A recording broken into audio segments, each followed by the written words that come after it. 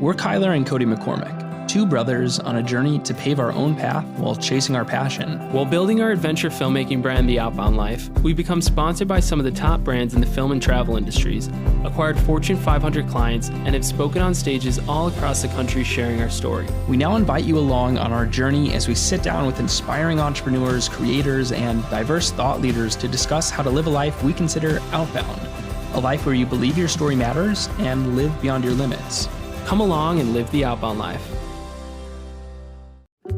Ladies and gentlemen, you are in for quite the treat today. We're sitting down talking to somebody who is a real hero of ours, somebody we had the chance to meet last year in San Diego, and is really somebody in the leadership, management, and company culture space who is admired and followed all around the world for the values that he lives, practices, and preaches. We're sitting down with Garry Ridge, and as CEO of WD-40 since 1997, Garry Ridge has helped reignite excitement and create cultures that foster breakthrough innovation in companies and workplaces in 62 countries. In addition to his full-time role at WD-40 Company, Garry shares his experience and insights externally through executive coaching, consulting, and speaking. His firsthand experiences in transforming global brand with a market cap of $2.3 billion, as well as his deep, profound commitment to creating workplace cultures that support the individual passions of all who work there, have attracted the recognition of today's most influential thought leaders. In 2016, he was named Igniter of the Year by Simon Sinek, author of Start With Why. Additionally, Inc.com placed him in the 4th position in its list of top 10 global CEOs in 2017. He also collaborated with Ken Blanchard of the 1 Minute Manager series on the landmark book, Helping People Win at Work. Garry, thank you so much for being here today, sir. Hey, good morning. You got all that wrong. I'm Garry Ridge, the consciously incompetent, roughly right, and probably wrong CEO and chairman of WD-40 Company. And he throws the bio out, and this is why we're talking to Garry. Well, Garry, thanks so much for being with us this morning. We're excited to learn more about your story and share that with our audience. I think kind of the first thing to kick things off, talking about your company, you share that you don't have employees, but you more so have a tribe. What exactly does that mean? Well, one of the biggest desires we have as human beings is to belong. If you think about Maslow's hierarchy to self-actualization, the first 2 rungs of that are, am I able to feed myself and am I safe? And the third one is loving or belong. And I know that anybody that's listening to us today has either left a company, an organization, an event, or even a relationship because they didn't feel like they belong. So, a tribe has attributes that you belong to, you become part of. So, teams are important in organizations, but we wanted to create a culture where people truly belong. And that's been incredibly powerful as we've gone through COVID, because our promise to each other as a tribe is a group of people who come together to both protect and feed each other. And that's what we've been doing for the last, 42 or so weeks as we've been riding the Corona coaster, as we call it. I think what's exciting about you, Garry, is a lot of companies, and especially in our modern day, it's very popular to, let's say, have values, have a culture, these things that we live by. But you and the WD-40 culture, you're clearly leading a ship here that actually lives out what you're talking about. That's the real culture. And that became very evident to us when we came to visit the headquarters of WD-40 in San Diego last year, because we walked in and it was like everything that we had read about you and that you talked about, we saw that it was actually embodied in a physical space. We walked into the lobby and one of the first things we saw was this giant teepee, right? And of course we say, Garry, what's up with the teepee? And you tell us right then and there, we don't have employees, we have a tribe. And then you proceed to take us on this amazing tour. Like, it felt like we were at Disneyland, because you say, guys, do you know why it's called WD-40? And at the time, I think we may have read it, online, but you proceeded to walk us up the stairs from the first story to the second story, and you pointed out how on each stair step there's a number leading from 1, 2, 3, all the way up to 40. And then you shared that this name, it represents a story of persistence, how it took 39 failures, right? For these chemists back in the 50s to get the perfect formula to get to water displacement 40. And I don't mean to share the story for you, but it was so remarkable that, wow, you guys believe in all these different values, persistence, that every single day when people are walking up the stairs, they're going to remember it. Why is it that, specifically with that physical space, your headquarters in San Diego, and then even, with your offices, because you have offices in many countries around the world, why is it that you really have worked hard to make sure that the physical place extends and is an embodiment of the things that you believe? Well, people have to be reminded of what's important and the values. And interestingly, as you walked up those stairs, the actual 40th stair said success. And today we wouldn't have called them failures, as you know. We would have called them learning moments. We don't make mistakes at WD-40 Company.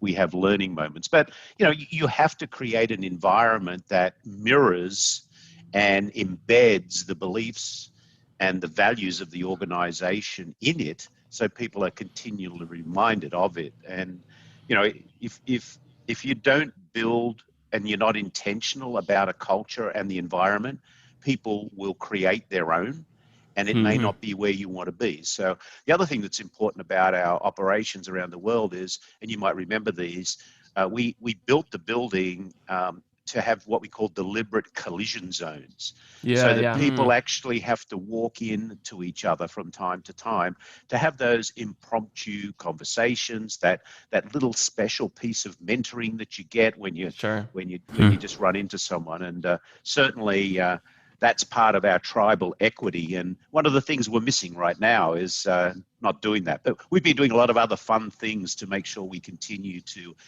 top up the tribal equity, which is so important to us. I don't know whether I shared with you my algorithm for building a culture or not, but it's pretty simple. Culture equals, and the equal sign means happens when, parentheses, values plus behavior, close parentheses, times consistency.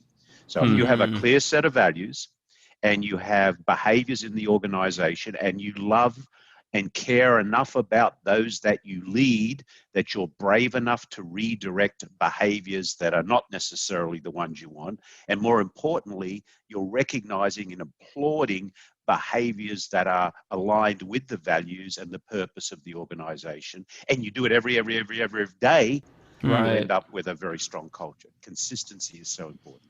That's interesting. Well, and to us, it seems so evident that it's contagious. Like you talk about having that strong culture at the workplace, then goes beyond. And I can only imagine what that's like for an actual employee. Because I mean, Kyler and I got to just have an experience where we came and saw the headquarters. But for us, it's been something that was contagious to us because we go around sharing this story of WD-40, a product line that everybody can recognize and everybody probably owns.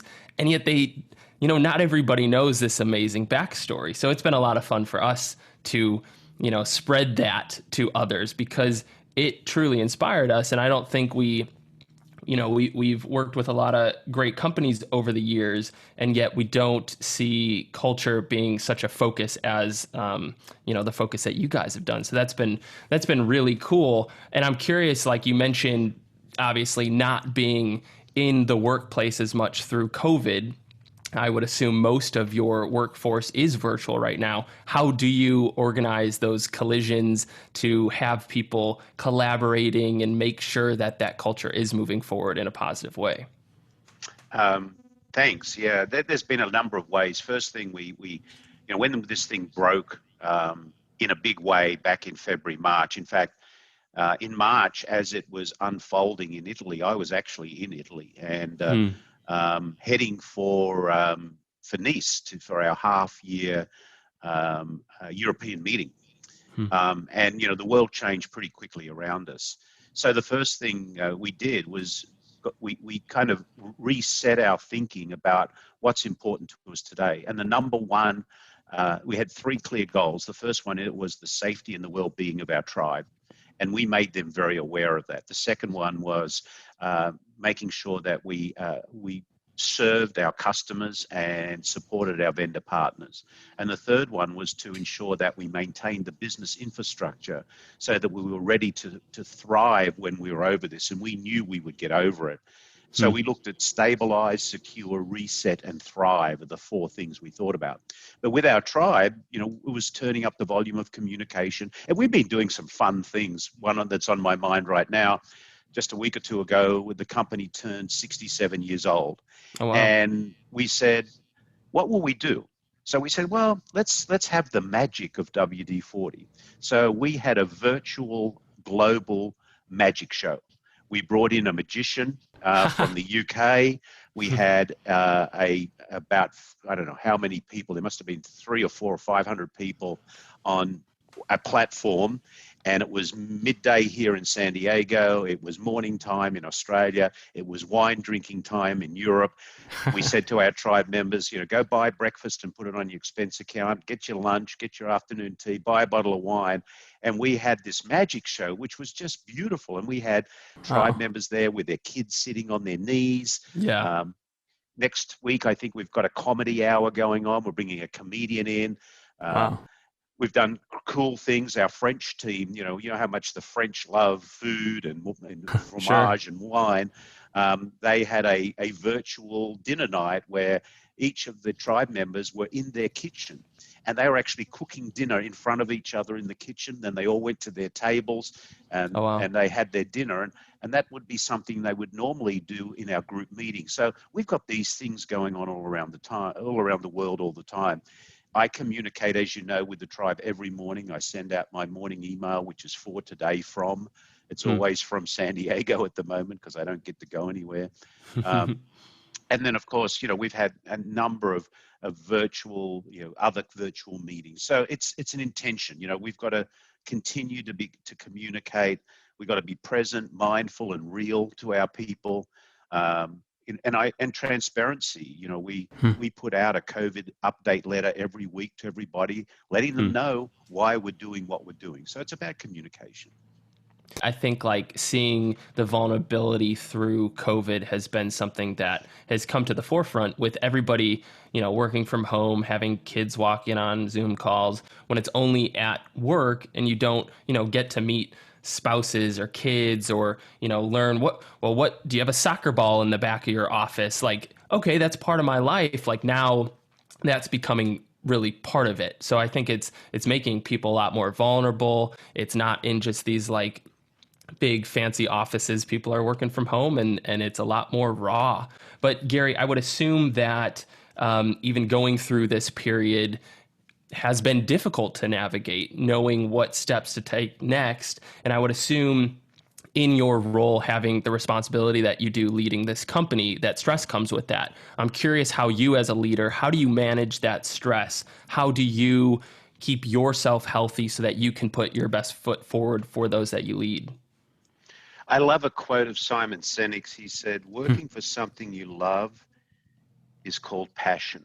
Working for something that you don't care about is called stress. Wow. So Wow. I don't have a job. I have a purpose. My purpose is to serve the people that I've been given the privilege to lead. It's all based on what Aristotle said in 384 BC, pleasure in the job puts perfection in the work. And so I really look at what I do as I'm very passionate about it. I love what I do. I'm just honored and privileged to be given the opportunity to lead the people that I lead at WD-40 Company. And I love what Bob Chapman from Barry Weinmiller says. He says, everybody in the company is someone's precious child. And that's really important. So, I don't really have a lot lot of stress. I mean, Wow. I could create, Wow. I could create a lot, I'm sure. Yeah. I often say I don't have stress, but I'm a carrier. I'm not a. Yeah. It could be easy to put that out. Yeah. Yeah. But truly, I learned a long time ago. I think I might have told you the story. I had an aha moment. I was flying from Los Angeles to Sydney, 25, 30 years ago, and I was reading some of the Dalai Lama's work. And the Dalai Lama says our purpose in life is to make people happy. If we can't make them happy, at least don't hurt them. And that stuck with me forever. I want to try and create positive, lasting memories in the role that we play. And, we try to do that at WD-40. That's beautiful. And, I'm actually excited to talk about that, specifically Simon Sinek. And, he's a big hero of ours, and we've met him a couple times at these random sorts of things over the years. But for the people at home who aren't familiar with Simon's work, and gosh, if you haven't read his book, Start With Why, or seen his TED Talk, you're really missing out. He gave actually one of the most watched TED Talks of all time called Start With Why. And one of the really interesting things he talks about is this idea of the golden circle. And Garry, I know this is something that you've worked with him on, and it is very clear in the WD-40 culture. Would you mind kind of breaking that down specifically for WD-40, what the WD-40 why, how, and what is? Sure. WD-40's why is we exist to create positive, lasting memories in everything we do. We solve problems, we make things work smoothly, and we create opportunities. So that's our why. Our how is we create positive, lasting memories by cultivating a tribal culture of learning and teaching, which produces a highly engaged workforce who live our company's values every day.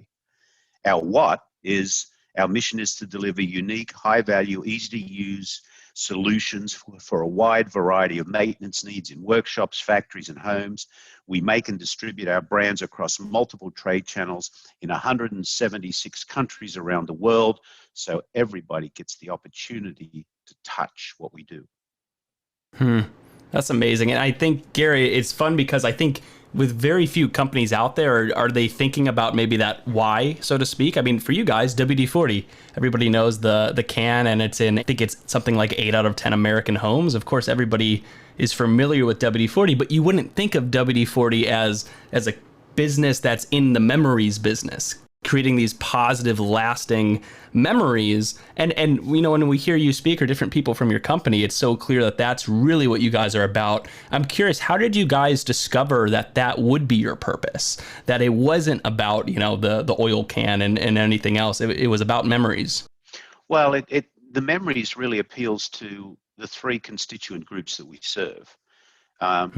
That we serve our end users. And, if we just thought about making oil in a can, we wouldn't have come up with it. Memories drive innovation. We wouldn't have come up with Smart Straw, our delivery system, Easy Reach, our delivery system. We wouldn't have delivered WD-40 Specialist. I've been sitting in innovation meetings, and someone will put a product concept up, and the first question we all ask each other, what is the positive, lasting memory this will create with the targeted end user? And if we can't identify that and be very clear about that, that's out. We don't care if we could make $10 billion on it. It's out. Because if we can't create the positive, lasting memory, we don't manufacture this glue that glues us to our end users. We just become oil in a can. Very, very important.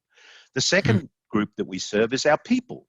And these are not in any particular order. I would put people first. And if we create positive, lasting memories with our people, the will of the people will be high. Now, think of it this way. Let's say we use employee engagement as a measurement of the will of the people. In Simon Sinek's latest book, The Infinite Game, which is an absolute must-read for any entrepreneur out there. Love that book. Absolutely fabulous. He talks about the will of the people. So let's say that as an organization, you mark your strategy out of 1 to 100 of you've got a really good strategy. So you've given yourself 80 points. Very strong strategy, well thought out. You've got what you need.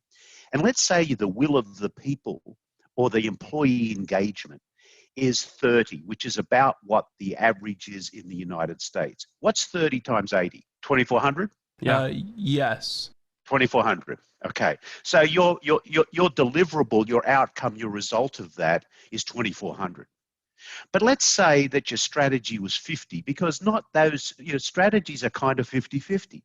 But the will of the people the employee engagement was 90. 90 times 50 is what?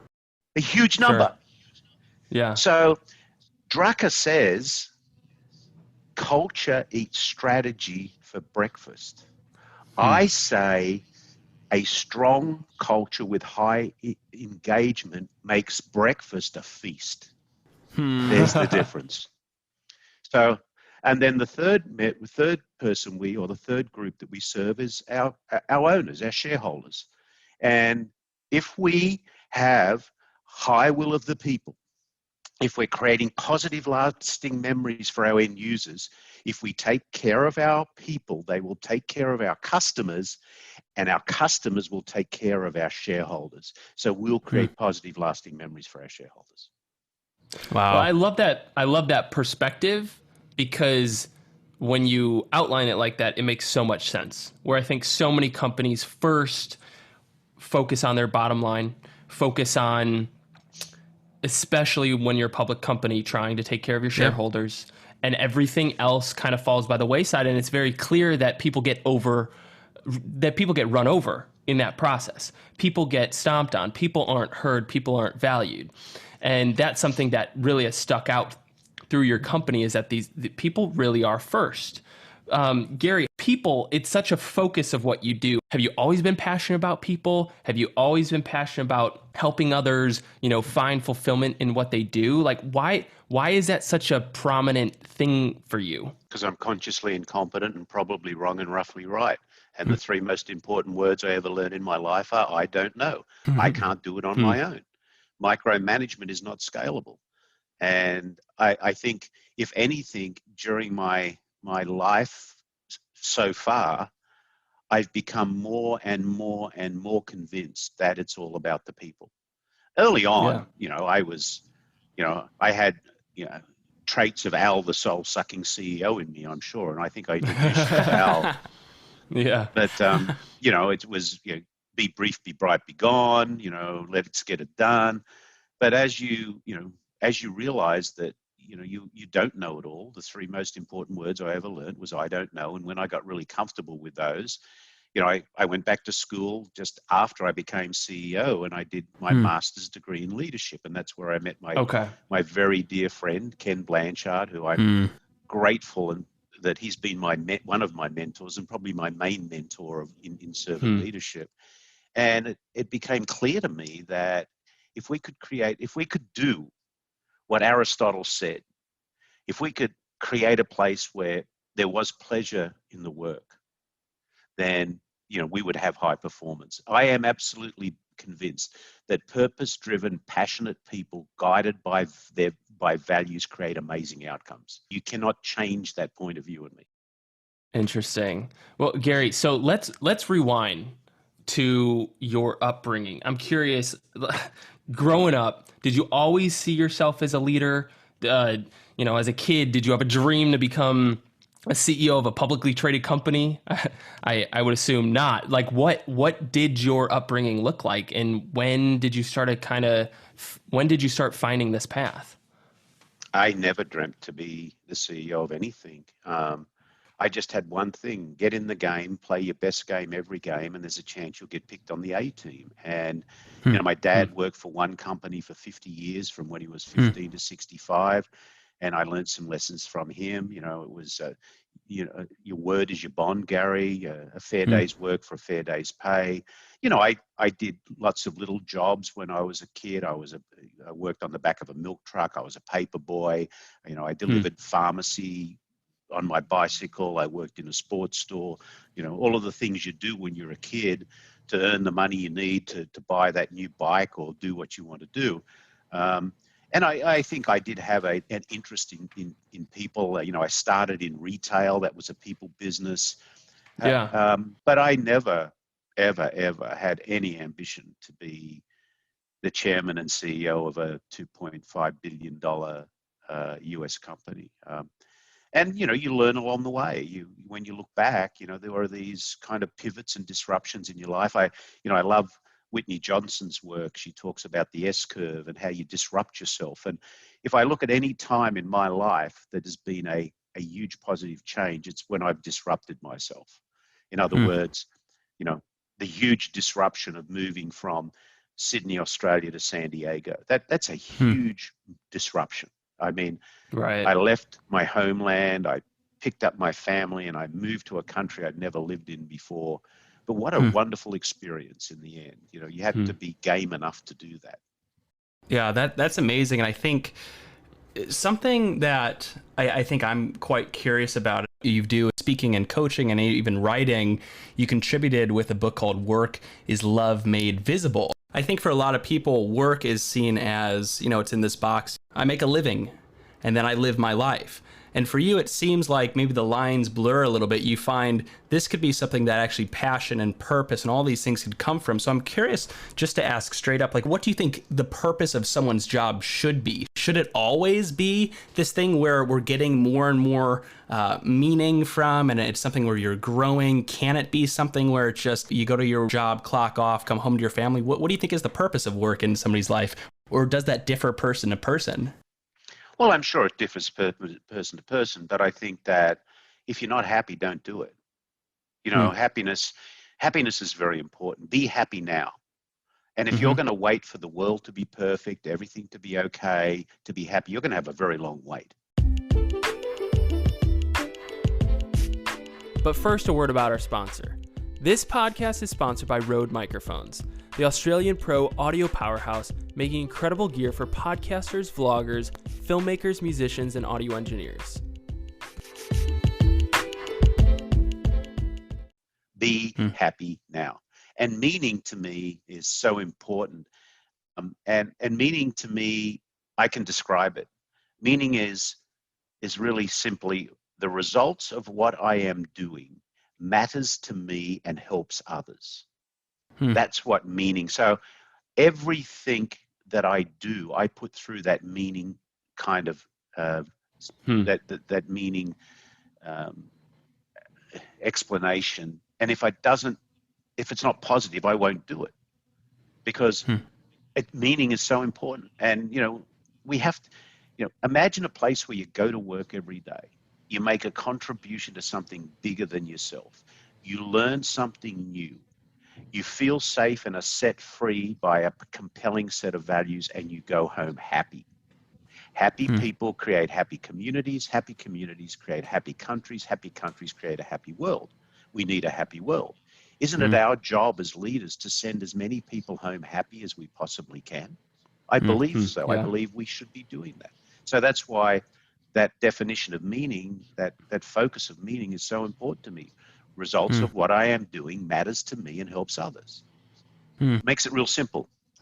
Yeah, Garry, what would you say to somebody that is not working for a large organization in leadership or as an employee, and this is somebody that maybe is self-employed, they have their own organization, and they're kind of caught between this boundary line of trying to pay their bills and then also trying to lead a meaningful organization? How do you balance that? I don't know if I'm smart enough to have that answer. But the only thing I would say is if they're passionate about the cause and the purpose of what they're doing, then the rest will come. And, you've also got to make sure, our values, our number 6 value, which is, as you know, our values are ranked, they're force ranked, they're hierarchical. Our number 1 value is we value doing the right thing. Our number 2 value is we value creating positive, lasting memories in all of our relationships. Our number 6 value is we value sustaining the WD-40 economy. And what does that mean? It means for us to be able to have a business model that provides the energy and the resources to do what we do, it has to be a good business model. So sometimes I've seen people who say, I'm really I'm an entrepreneur, I'm trying to do this, I'm not making it, and I'm not really passionate about what I'm doing.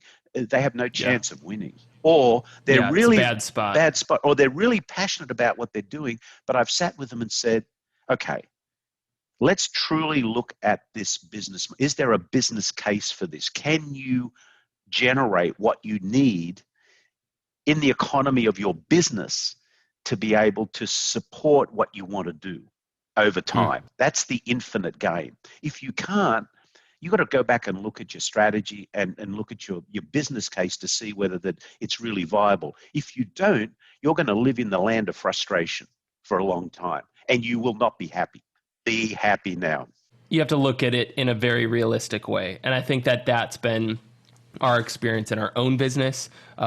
We've definitely gone through many pivots in our business model. But so we've had to have a hard look at that also with other entrepreneurs that we've worked with in the past that, I think in today's culture, being an entrepreneur is it's a very sexy thing. It's like people are getting drawn to it. They think, I can be my own boss. I can go down this path, do what I want, work the hours I want, travel when I want, all of that. And there are some of those luxuries that come with it if you end up building a business that can provide for itself and do what you love.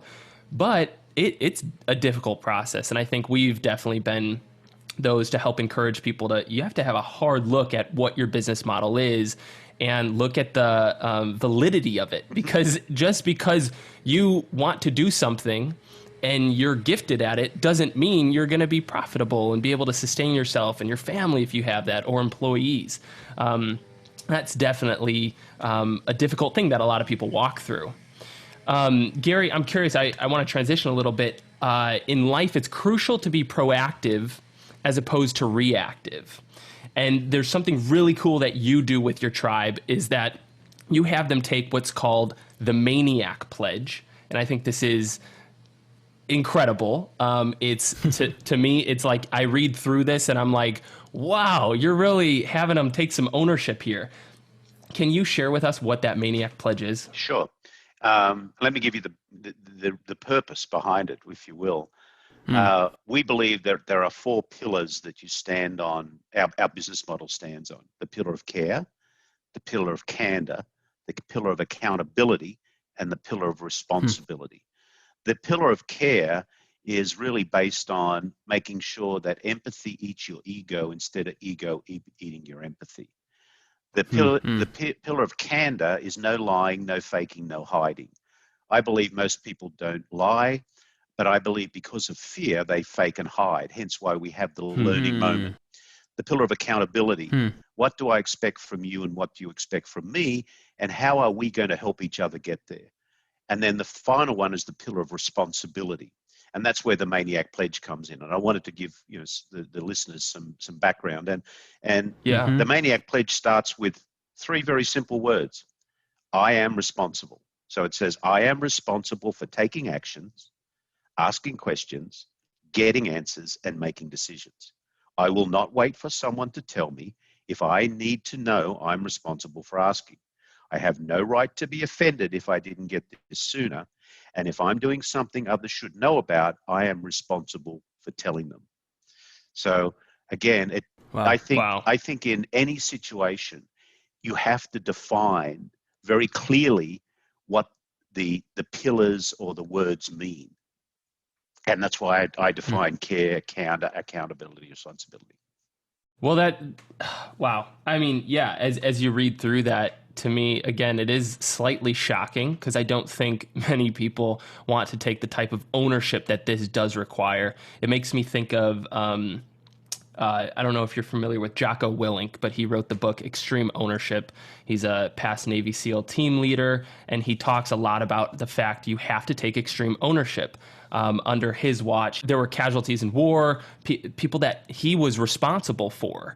And as a leader, he had to own up and be like, this is under my watch. This happened under me. I have to own this for my team and not just put it on somebody because this happened. And it's like stories like that are transformational to me to see how a leader can really take so much ownership. So I think that's really powerful that you help lead your team in a way that they are taking ownership through, and they can't be upset at others for things that, have to be in their own control. And so that's really interesting. And it gives you the opportunity to have the conversation when you want to. So someone comes to you, quack, quack, quack, quack, quack, quack. I didn't know, quack, quack, quack, quack, like a duck, right? And you say, wait a minute. You're part of the tribe. You bought into and took the Maniac Pledge. I'm not sure why we're having this conversation. Go and enact the maniac pledge. It's your responsibility. Oh, yeah, okay. So it's very powerful. Totally. That's amazing. And I think one of the things I'm really passionate about doing, and even what's really interesting with this podcast, is the opportunity to talk to amazing minds who I think, have you've achieved some great level of success and have purpose in your own life. But I think one of the things that often happens with our listeners, with really any of us, because I'm sure you face this in your own life and everybody does, is we can look at these people who are achieving amazing things, but of course, by looking at them, we separate ourselves from them. Well, of course, he can do this. He's some amazing CEO. He has all the answers, whatever that is. And I'm curious to hear from you, because I think it's so important to remind people that you're human and you're learning and you're a student. So I'm curious to ask, what was, let's say, a major risk that you took at some point in your life, business or outside of that, that maybe did not pan out the way you expected or had hoped it might? I'll say two things. Firstly, you said talk to amazing minds. When you said that, I thought, who's he calling next? That's not me. I think I might have thousands of those, and I call them learning moments. I really, as I say, in most situations, I'm probably wrong and roughly right, and I'm very comfortable with that. I don't know, I could think of a major one, but I know there's been thousands of them where, things have just, not panned out the way that you wanted them to be. And as long as you learn from it, and don't waste it, don't waste the learning moment. I mean, they're so precious. And even, as we go through COVID now, I've made a list of, I don't know how many is on this list, but I know that the people in the audience or are hearing us can't see it, but this is my list of learning during COVID. And oh, wow. Really? And would you mind sharing maybe one of those with us? I'll share a couple. Recognize that your employees are on a heroic journey of their own, and they will come to work changed people. Think about empathy, appreciation, and respect. Another one. Uncertainty is a series of future events that may or may not happen. That was a big aha for me when you think about uncertainty. Be vulnerable. In times of great and real need, we can pivot around fear. So, there's a whole lot here. Some are new. Some were dormant in my mind. They were dormant learnings from the past, and they came back and said, yeah, that's right. And, some I just had to strengthen my leadership muscle on that I'd not used them for a while, so my leadership muscle had got out of shape. Garry, have you always been a big note taker? Like, it seems like you like to really organize thoughts that pop in your head and you write them down so that you can remember them. Because I feel like I've never naturally been a note taker, so these thoughts pass through my mind. But has that always been something for you, or have you learned that? No, always. Because I don't have a very good memory, and if you were sitting in my home office here right now, to the left, there's a flip chart, and I must have, 50 Post-it notes on there with little things that I've learned during a day that I then put over here. And in the morning, I'll come and I'll read through them and kind of reflect on them. And I've got them here on my computer. I've got them everywhere. Yeah. Even on that topic, I can't overemphasize how important I think it is for people to hear even little statements like that. I mean, when you say, I don't think I have a good memory, you don't think about this. You don't think a leader is going to have these challenges, and yet they can overcome. And it makes me even think of your good friend, Ken Blanchard, who I remember hearing some of his story of just how growing up, I think he was told he wouldn't become a writer. And of course, he's not qualified. And then he goes on to write, I don't know how many dozens of books, becomes one of the best-selling authors of all time in leadership. And it's just, so refreshing for me to hear little things like that. You saying, I don't have a good memory yet. Here you are. You can lead while not being perfect. Consistency and reminder is so important. And Marshall Goldsmith, who is a good friend of mine, he has this process called daily questions. And the daily questions are, they're active questions. And it's, did I do my best today too? And I ask myself 18 questions every day. Did I do my best today to set clear goals, achieve these goals?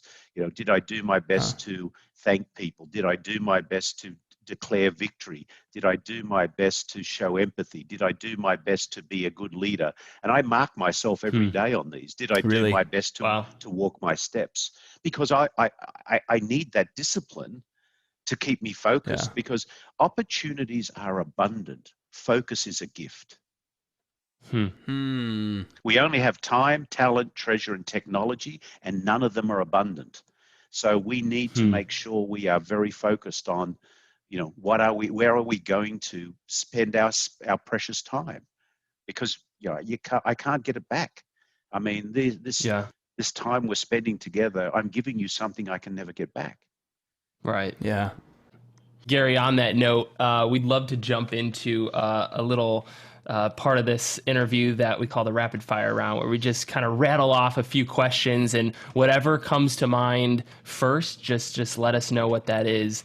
First question: if you had to start over tomorrow, no book, experience, resume, connections, what would be the first thing that you would do? Listen more. What advice would you give to your 20-year-old self? You don't know. Do you think everyone can be a leader? Yes. Something I'm really curious about. What's one thing you don't travel without? My underwear. That's pretty important. That's good. Everyone should follow that. What's something that you want to do before you die? Live. That's great. And what's a very practical experiment that you'd recommend everyone to try this week? Be happy. How? Be intentional. If you're going to wait, I said it earlier, if you're going to wait for everything in the world to be happy, you're going to have a very long wait. Be happy now. Do this. Did I do my best today to be happy? Be happy now. Wow. We want to be honoring to your time here, so I want to wrap up maybe with the story that comes to mind actually on that point of when we visited last year. I remember you sharing 2 challenges, and you were talking about the importance of treating people good. Maybe you're talking about the Dalai Lama and that quote about... Our purpose in life is to make people happy. If you can't make them happy, at least don't hurt them. Mm-hmm. Exactly that. At least don't hurt them. And on that point of at least don't hurt them, he said, guys, here's a fun experiment. One day, walk around and just be an asshole to everybody, right? Watch what happens when you're just rude, you're short. Watch, because this person who's behind the drive-through counter at the front desk of the hotel, they have a family at home. And when you spread that to them, they're going to carry that. They're going to be that vessel that brings whatever you just shared. So that's going to have compound effects. But I think you continue to say the challenge part 2 the next day might be just try to be as nice as you possibly can to everybody, right? The person behind the hotel desk, ask, how's your day going? Right? You talk about belonging, make somebody feel seen, and then see, the compound effects of that. And I think it's really cool that at the base of everything you practice and preach, this massive company that you're leading and culture, blah, blah, blah, all of that is just try to be kind to people, or at least don't hurt them. Correct. And, I think I ended those stories with the day that you were an arsehole all day, you went home and you felt bad. Yeah. The day that you were nice to people every day, you went home and you felt good. And I'll tell you, I got a lot more upgrades on airplanes and a lot more upgrades at hotels being nice to people than being an arse. That's profound. Well, I think that's a great thing to leave the audience with. Be happy now. I think that's such great advice. And Gary, what's a great way for people that are curious more about your journey and the leadership that your leadership teaching that you're putting out there? Where can people follow along your journey? Sure. A couple of places. I'm on LinkedIn. I publish articles on there. I just published one a couple of weeks ago, which is about the learnings of the leadership learnings of lockdown 2020. Yeah. And then I have a website, www.thelearningmoment.net. And I publish blogs on there and connections to a few things, but those are probably the 2 best places. Excellent. Well, yeah, everybody definitely go check them out. I read through that LinkedIn article and it was very profound and gave me a new perspective on the whole COVID era. I've seen obviously a lot of teachings come out of it, but I haven't seen it from the perspective that Gary shared, which was really cool. So definitely go give him a follow on there. But Gary, thank you so much for taking your time to connect with us here. I definitely learned more about your story and Yeah, I'm encouraged to go be kind to people today and not be an a-hole. So that's what I'm taking away from it. Good for you. A real privilege. Thank you, Garry. Thank you for giving us the most valuable thing you have, your time. Really inspired. Really means a lot to us. It's a pleasure. Life's a gift. Don't send it back unwrapped. Awesome. Thanks so much.